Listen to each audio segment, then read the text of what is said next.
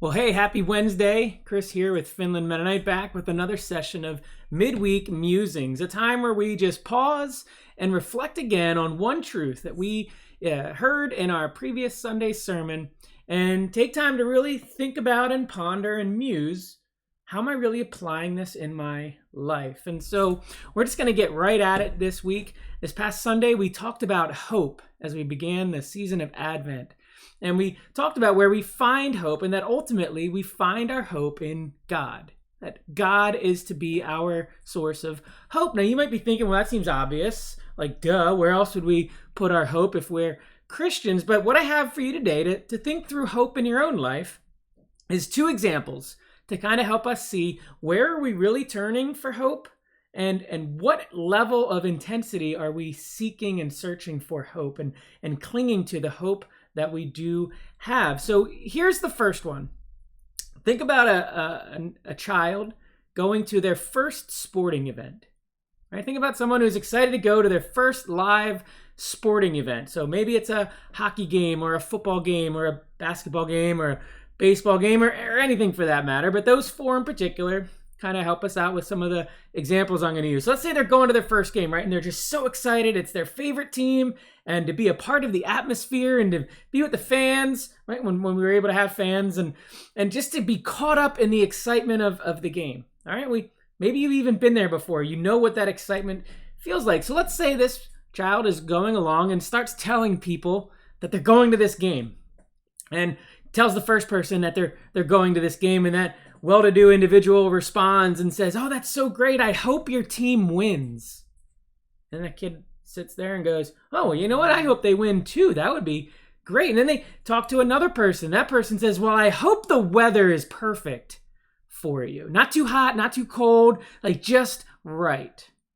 And then the child goes off and thinks, "Yeah, I hope they win. And man, I hope the weather's really nice." And then another person says, "Well, I really hope you make it on the Jumbotron because you would love that." Well, now they're going, "Oh man, I hope I do make it on the Jumbotron." And then another person says, "I hope you catch a fly ball," or "I hope one of the football players after scoring a touchdown throws you the football," or "I hope a puck, before they put the nets around, I hope you catch an errant puck and you get to take one home for you to remember this day." Wow, yeah, I hope all this happens. Do you see what has suddenly happened, though, to this young individual? Or, add one more just for fun. Another person comes along and says, "Well, I hope you get picked to be a part of one of those intermission games, or you get to ride the Zamboni, or you get to throw the first pitch," or any of these things that we might harmlessly say, "I hope you have this happen." What has now happened to this person who is so excited just to go to a football game, go to their first baseball game, well, if their team doesn't win, now it's like, "Oh man, my team didn't win." Or maybe the weather's nice and it is a really gorgeous day, but they didn't get on the Jumbotron.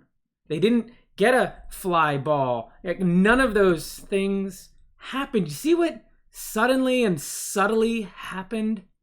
The hope, which was just simply all about being there and being a part of it, was lost because the hope got placed into other things. And when those other things didn't happen, it wasn't left with joy, left with disappointment. In the same way, we can do the same thing with God. Right? Our hope is to be in God, just God himself, just knowing God, spending time with God. And yet how often it might get subtly changed to, "Well, but I hope you answer my prayer this way.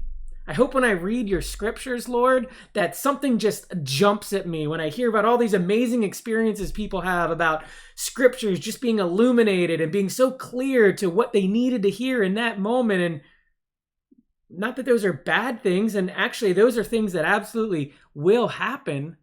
But see, if our hope is placed in those things, then we're setting ourselves up for potentially missing what we're actually going to get.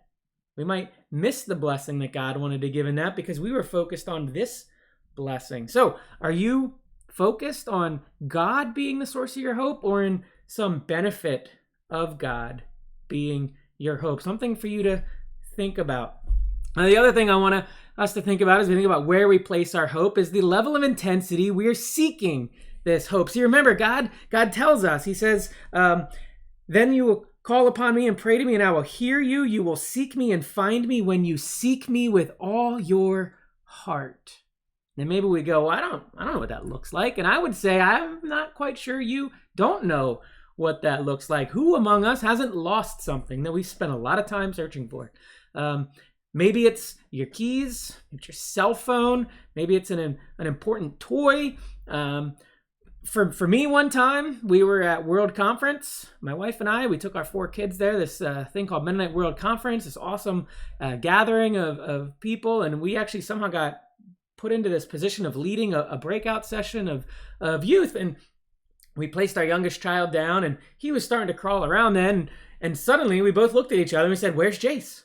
Because we didn't know where he was. He had crawled off. Now, fortunately, it didn't take us a whole lot of searching. We walked about 10 steps, looked behind a wall, and there he was, thankfully. But you know what? If he would have crawled off, we would have searched day and night diligently, obviously, until we found him. We know what it means to search. Some of us, we search for really good deals. We search for coupons. We search on Facebook Marketplace. We search long and hard for the things we want to search for. We don't have a searching problem, right? We maybe have a focus problem. So when we talk about hope and we talk about where we're searching for hope, the problem isn't always the searching part. It's what we're searching for. Now, God says here very clearly, I have plans for you, plans for your well-being, plans for your future, plans for your hope.